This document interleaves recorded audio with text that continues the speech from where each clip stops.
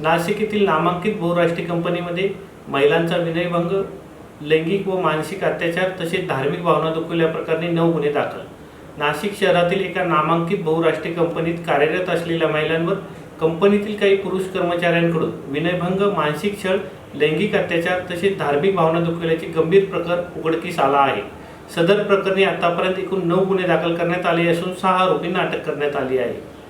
सदर गुन्ह्याची व्याप्ती, गांभीर्य आणि संवेदनशीलता लक्षात घेता या प्रकरणाचा सखोल तपास करण्यासाठी माननीय पोलीस आयुक्त नाशिक शहर यांच्या आदेशान्वये सहाय्यक पोलीस आयुक्त गुन्हे यांच्या अधिपत्याखाली विशेष तपास पथक SIT गठीत करण्यात आली आहे।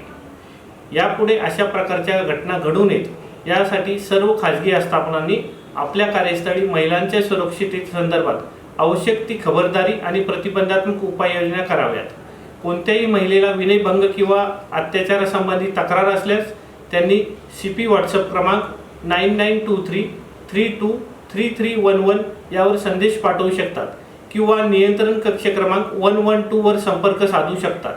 तक्रारदार महिला, संस्था किंवा माहिती देणाऱ्या व्यक्तीची ओळख गोपनीय ठेवण्यात येईल असे आवाहन माननीय श्री संदीप कर्णिक पोलीस आयुक्त नाशिक शहर यांच्या वतीने करण्यात येत आहे।